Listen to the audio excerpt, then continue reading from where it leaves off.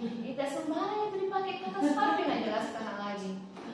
Starvin itu dipakai bla bla bla, kalau hungry itu dipakai bla bla bla. Tunggu guru bahasa Inggris kayak gitu. Iya, jadi nggak ada kak lagi over the moon. Umi tahu apa itu over the moon gitu. Pokoknya mamanya itu sistem mamanya, karena dia ada mamanya bahasa Inggris. Jadi mamanya lama respon tuh. Kalau saya kan langsung nih. Iya, jadi kalau mamanya itu kadang bikinkan saya kayak itu dengan kalimat kayak dari buka. Kalau kak mau dikasih bahasa Inggris kalau makanya saya bilang alhamdulillah di sini bisa tiap hari. Jadi dia punya wadah untuk practicing his English gitu. Jadi luar biasa sebenarnya sudah ini anunya apa. Kemudian tidak bosan di sini. Itu. Suasananya dia suka. Iya, dia tidak bosan ke sini, luar biasa. Kita semua insya Allah bagus itu. Jadi itu dia. Jadi tadi sudah goalnya, sudah kita clearkan cerita, kemudian harus dibuat ini konteks sama anak-anak. Nah, jadi kita akan bahasannya hari itu collaborative learning. Pernah mikir dengar collaborative learning? Did you ever hear about collaborative learning? Dengar saja. What do you know about collaborative learning? It's when we, is it like a method in the classroom? And then? We use two methods in one classroom. Okay, thank you. How about you, Indah? Do you have any idea? I heard about that, but about the idea, I have no idea. Oh, thank you for your telling me the truth. Okay. I'm hard, but I don't have any. Ini berarti dia sangat mengusungkan diri baru datang. Okay, it's okay, no worries. Okay, thank you. How about you? Indonesia. Oh ya, Indonesia. Mau Makassar juga tulis ya. Pernah kita dengar collaborative learning? Dengar pernah. Iya. Apa di pikiran tak itu? Kayak metode belajar bersama. Oke, pasti dari kata kolaborasi atau? Iya. Boleh. Kayak diskusi apa? Oh, masya Allah luar biasa. Thank you. Iya. Nah, itu indah diskusi toh. I'm literature. Oh, ya Allah. Thank you. Next, kita.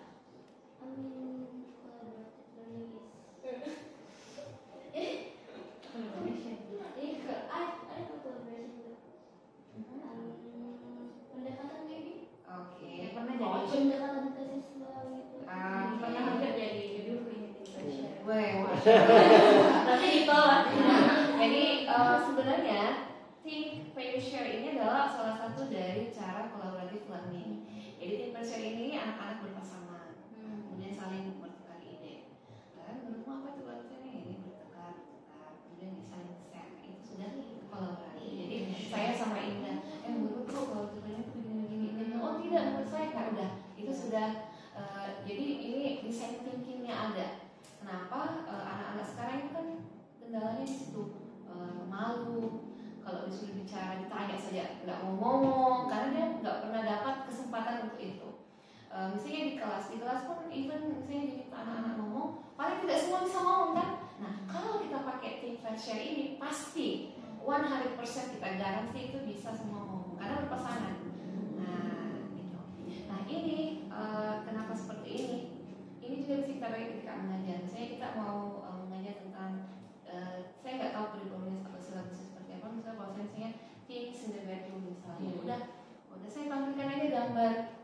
Kemudian saya tanya sekarang please discuss with your friends, apa sih yang kamu lihat di sini? Jadi kita itu guru tidak setengah mati kita teriak karena anak yang aktif. Kita itu hanya sebagai fasilitator saja. Nah seperti itu. Nah ini salah satu bentuknya dari collaborative learning di fair share. Tapi saya kau ini, aku anggap kelas sukses kalau saya teriak siswa. Ya, memang normalnya kelas bahasa itu memang harus ribut. Cuman kan tidak semua orang bisa memaklumi itu. Itu yang pertama. Yang kedua, ributnya apa dulu? Ributnya ini sesuai dengan tujuan kita enggak? Nah, kalau ributnya itu untuk tujuan pembelajaran kita hari itu, it's okay. Misalnya kita belajar tentang introducing. Nah, kalau mereka ribut mengintroduce diri, ya it's okay. Tapi kalau mereka ribut tidak ada tentang kaitannya ini, nggak bisa. Nah, salah satu lagi tipsnya, kalau misalnya kita mengajar ini kan, ada berapa anak, satu kelasnya 20 gitu ya. Kemudian kan biasanya kita, diam gitu kan. Yang kiri mau ada jadi kan, kadang juga ada guru langsung ambil jurusnya apa atau nah tinggalkan semua, diam gitu. Nah, ada caranya. Itu tadi kita masuk di learning objective dan kontraknya tadi. Kalau kita sampaikan di awal, kalau misalnya Miss bilang high five, nah, semua anak mengangkat tangan, tidak ada yang bersuara, mata tertuju ke teachernya. Dan ini tidak akan diturunkan kalau masih ada yang bicara. Jadi pernah saya bawa materi sama guru-guru, namanya tuh guru-guru kapal itu kalau kemudian orang dewasa tuh tidak mau dikasih tahu. Jadi di awal pas tau ya nih, bapak ibu guru hebat, ditanyakan pelatihan nanti kalau saya berkata high five, semua mengangkat tangan. Ayo kita coba bapak ibu. Yang mana udah jadi. Saya bilang ini tidak akan turun kalau tidak masih ada yang bersuara. Jadi tidak ada yang boleh bersuara, matanya menuju ke teacher, menuju ke saya. Kalau sudah ada juga, oh belum bisa tadi tengahnya, sampai begini. Daripada kita teriak diam-diam, nah setelah semua diam, matanya ke kita, tangannya semua ke atas, baru kita bilang thank you. Diam nih, baru mungkin lagi bicara. Nah, daripada kita teriak-teriak, diam, be quiet please, kayak gitu kan. Nah itu kita bisa benar-benar lagi. Itu namanya AFL. Sesuatu learningnya kita high five. Nah, kita coba high five. Nah, matanya ke saya semua, tidak ada suara. Oke, sudah, thank you. Gitu. Transmisi bagus sekali ini. Nah, iya, baru mungkin bicara. Karena kalau nggak begitu anak-anak, karena kenapa anak-anak itu butuh kita ajarkan karakter, mengikuti instruksi. Kenapa kita ini gobrok-gobrok semua di bangsa? Karena kebanyakan anak mungkin generasi pendahulu itu tidak terbiasa dengan mengikuti instruksi. Karena apa? Mereka tidak mau repot dan sudah di zona nyaman. Sedangkan kalau mengikuti instruksi itu kan ada namanya harga diri, ada namanya gengsi. Nah itu. Makanya tadi saya bilang ke anak-anak itu di SMA tadi saya bilang even you are smart, kamu lah yang the most gitu ya di situ. Tapi kalau karakternya nggak ada, nggak bisa. Kalau karakter inisiatif, misalnya ada sampah harus disuruh baru ambil, belum berhasil. Misalnya teman kesusahan ngangkat barang atau guru baru kita masih tidak peka dengan itu, nggak bisa. Karena ke depan AI itu sudah iya, kalau kita apa yang tidak dimiliki AI itu tadi emosional kita. Nah seperti itu.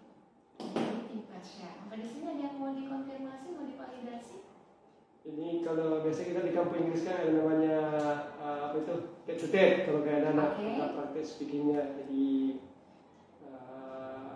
semuanya kan ada dimulai dari percakapan yang paling mudah, what's your name, where you come from, where you stay, ya hampir pertanyaan-pertanyaannya. Jadi kalau anak-anak SMA biasanya, apakah boleh dikategorikan itu kolaboratif learning?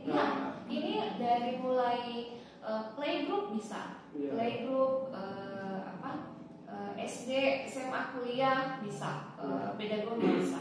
Terus ini kalau kira-kira nanti diperhatikan untuk jenjang PAUD, ini kan ada PAUD ini kan baru insyaallah mau terus ke PAUD nanti. Baru kita tahu, backgroundnya kan tidak pernah bersentuhan langsung dengan anak PAUD. Tentu anak PAUD itu beda sekali dengan anak. Kira-kira bagaimana formanya? Anggaplah nanti materinya kan nanti number, color, yang paling utama ini nanti diriku, paruh body. Ya, kira-kira gimana praktiknya kolaboratif learning ini untuk anak? Saya pernah jadi guru bahasa Inggris tuh di SD itu Nurul Hakim Balikpapan. Itu saya di playgroup. Playgroup itu kan, tapi jujur honesty. Anak TK itu lebih, kalau saya ya, lebih enak karena anak TK itu kan pendiri ulung. Tapi tipsnya yang paling utama itu kita tulus, karena anak-anak itu tau juga ya kalau misalnya kita nggak tulus itu dia kayak setengah-setengah juga ikuti instruksi tak. Jadi kan misalnya dia lebih kepada contoh, dia lebih pada kinestetik. Baru misalnya kayak gini kan,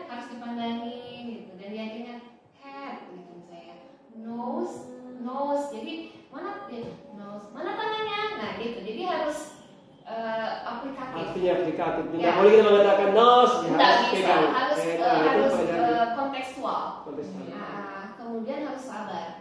Jadi nggak cukup sekali nose, jadi nose. Jadi ini pas misalnya ada 20, ya udah biar yang sudah ini mendengar juga oh nose. 20 Jadi kali. 2 kali nggak dengar, ya kan begitu. Nggak apa-apa, it's okay. Makanya itu targetnya juga jangan banyak-banyak. Jadi misalnya pertemuan sekali 3 part lah gitu. Itu kan udah hebat sih ya. Misalnya bisa dengan plus eyes, I can see with my eyes. Jangan dulu seperti itu. Nah, ini adalah Iya, siapa saja. Eyes, Ya. nose, head. where's your head? Jadi Head. makanya itu pentingnya buat goalnya kan. Lesson plan-nya itu kayak gitu kan. Pertemuan ini ada berapa part of body nih? Bagian kepala, badan kan juga badannya, kaki kan. Itu kan banyak ya. Di kepala aja ini ada berapa ini kan. Nah itu makanya dibuatkan pertemuan pertama apa dulu, pertemuan kedua. Jadi enak ngajarnya, terukur gitu. Kita kalau mau akses juga enak. Oh, jadi kalau mau diakses anak-anak harusnya sudah pertemuan ketiga nih, dia sudah harus menguasai 9 vocab misalnya. Kayak gitu. Jadi harus sabar memang, ekstra sabar. Kita tidak pakai kesabaran tisu. Iya betul. Jadi kalau sama terus anak-anak itu pengalaman saya yang kedua adalah lebih kepada saya dulu jago sekali kayak ciptakan lagu bahasa Inggris sembarang ya misalnya. Dulu Inaya itu warna Inaya merah kuning hijau biru merah red biru blue. Jadi memang kita harus mau bagus suara tidak bagus kayak gasmi saja. Ya, kalau bersama-sama gitu kan enak tonji lagi. Oh, saya dulu ada lagi ciptaan good morning, selamat pagi, good afternoon, selamat. Itu kan lagunya layang-layang, ya nggak apa-apa, gitu kan? Yang jelas ya sudah tahu. Good morning, selamat pagi, good afternoon, selamat siang, good evening, selamat malam, good night, selamat tidur, goodbye, selamat tinggal. Selesai lagi. Ya, jadi harus pencipta Iya, lagu. iya kan. Apalagi sekarang banyak ini juga di TikTok, di mana-mana banyak ini. Tapi saya dulu penonton kan belum punya TikTok, gitu semua. Jadi saya ciptakan sendiri. Misalnya saya kadang juga saya kayak puisi-puisi. This is my book, ya, gitu. This is my pencil, kayak gitu. Yang penting anak-anak itu kan seperti yang dramatisir. Nah, jadi memang harus ekspresi tak memang jadi harus kita sih antusias pak gitu ya. Tuh makanya itu dilihat di situ ketulusannya. Head kayak gitu. Ya kan? Nose mana? Where is your nose? Dan usahakan nyanyi pakai bahasa Indonesia kan jadi terbiasa dengan Pengantarnya kan ya bahasa Inggris. ya bahasa What Inggris. is your nose? Jadi Ya. jangan mengatakan malah hidunta ya. Ya, What is your ya, nose? ya. Show me your nose. Mengerti itu, kalau dia bilang nanti show, nah tahu dong kalau udah ini, kayak gitu. Your eyes, jadi nanti berkembang seperti itu. Jadi pentingnya silabusnya dulu nih untuk Paul ini apa sih goalnya dia mau apa. Makanya saya kalau ada orang minta ini mau ki apa, karena kan beda-beda tuh. Apa dia mau, ada juga kadang kan kalau TK dulu itu dia greeting dulu. Good morning itu. How are you? Apa itu dulu? How are you? Apa kabar? How are you? Apa kabar? Sudah bisa? Tidak tahu kayak gitu. Jadi enak sekali tuh makanya Pak sebenarnya kan tidak dapat tuh kalau salah gitu. Itu apa ya kelebihannya. Nah, kan? Baru tidak perlu menulis kan dia bisa. Tidak perlu menulis. Paling dia coloring. Kemudian kalau motif bagus juga dia apa istilahnya itu ada nih garis putus-putus kok kayak nose, jadi dia tinggal menebalkan. Jadi tapi itu next level nih. Makanya saya tanya apa dulu mau tahu kosakata dulu. Kayak gitu. Betul, pakai dulu kan. Pakai dulu dari beginning mode. Itu dulu. Enggak, kalau TK itu dulu saya tuh awalnya tuh itu part of body sama awalnya greeting, harus part of body, color, kayak gitu.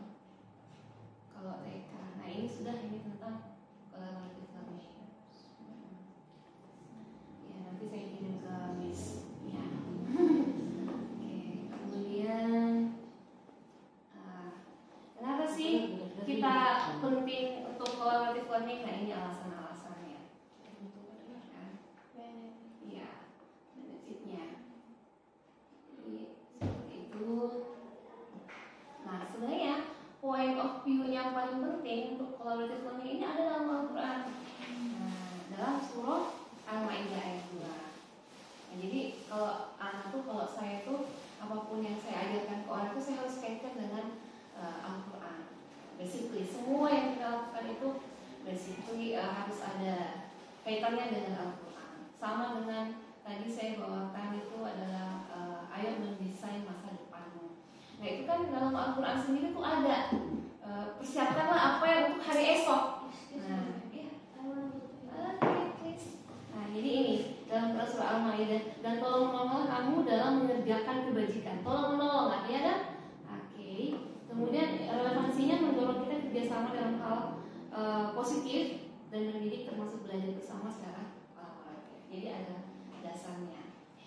Sekarang itu lagi di Kalimantan itu, kemarin itu kan saya jadi presenter pertemuan ilmiah inovasi sekolah Islam Kalimantan Timur. Itu kita usung bahwa sukses sendiri itu biasa, sukses bersama itu luar biasa.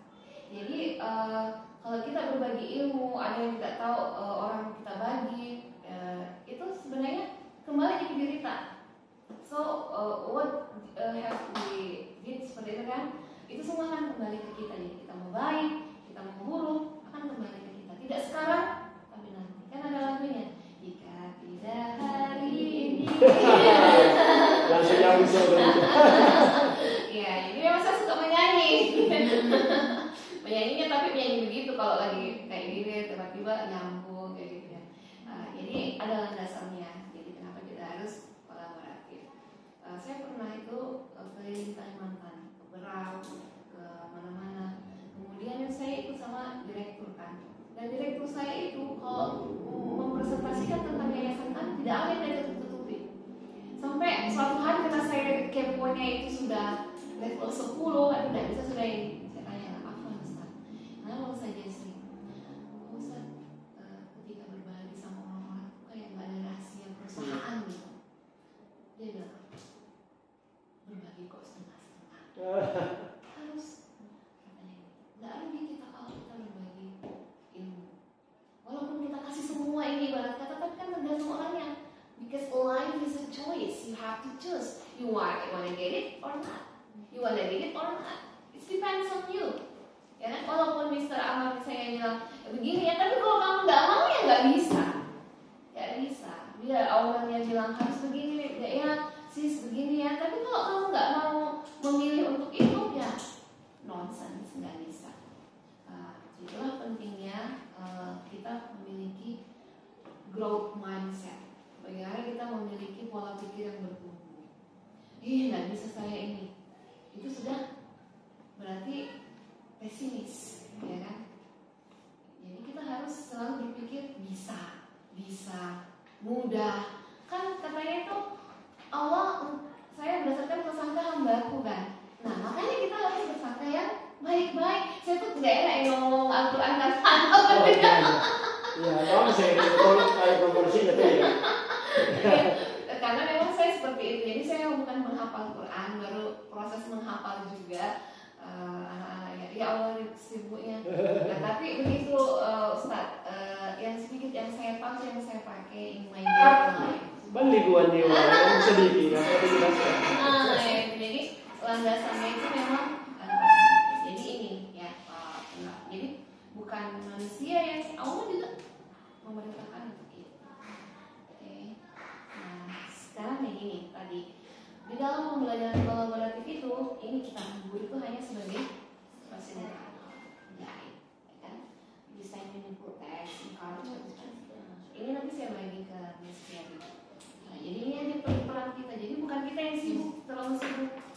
Nah, kemudian, ini bentuk-bentuknya, bentuk-bentuk pembelajarannya.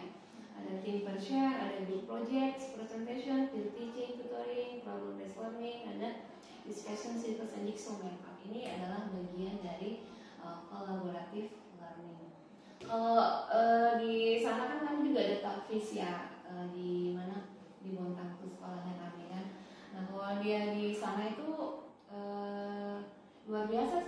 staffisnya kan tiap hari juga ya, tiap hari.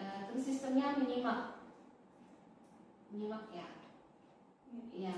Kalau di sana kan itu anak-anak supaya nggak bosan itu ya memang dia gajinya nggak di ruangan, juga pohon kayak gitu. Outdoor gitu. Iya, outdoor. Kadang dia dibawa keluar jalan ke masjid mana. Tapi dia apa namanya dia asrama. Iya, asrama. Asrama banyak waktu. Iya, banyak waktunya. Mau di sini bagi itu harus waktunya karena Harus jalan gitu. Iya. harus dia. Jadi apa namanya? Karena saya boarding, jadi seperti itu. Nah, kolaboratifnya sih bisa sih saling anak-anak saling nyimak kayak gitu. Istilahnya tadi malam itu baku simak. Iya, Baku simak. ya saling menyimak kan.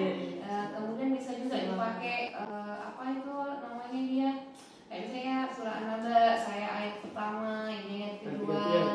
Jadi nggak bosan. Nanti saya di mana ya? Anak yang nggak fokus nanti, yang mana nih ya? Gitu. Bisa juga seperti itu. Kadang juga kalau di sana itu, tapi memang effort sih. Misalnya di Al-Quran nih dia gunting-gunting, baru disusun. Nah, jadi tapi itu alat peraganya memang bukan hanya sekali pakai. Jadi di print out, digunting per ayat, baru dilaminating. Jadi dia bebas gitu. Bisa pakai berikutnya. Iya, anak-anak suka itu. Padahal itu kan sedang menghafal sebenarnya, tapi dia nggak sadar kalau menghafal. Bayangkan itu kalau surah panjang tuh, waduh ada teman lebih ditiup ki. Bagaimana perasaannya selesai bola-bola. Tapi di situ kamu bisa lihat kalau udah, aduh aku lupa ini bang. Ya makanya, jadi di situ juga untuk melatih emosinya anak-anak, gitu kan. Bagaimana dia kontrol dirinya. Nah, ini bagian-bagiannya. Sebenarnya baru satu ini ya. Pas the paper, kita ada paper kan, mungkin ini sudah kita lakukan. Saya itu, ya, tadi itu saya mau singgah beli spidol 12 warna. Nah, jadi ini spidol 12 warna, oke, Masya Allah, luar biasa ini Ibu Ona. Kita bagi dua saja guys. Ini namanya Pass the Paper. Ini kolaborasi juga.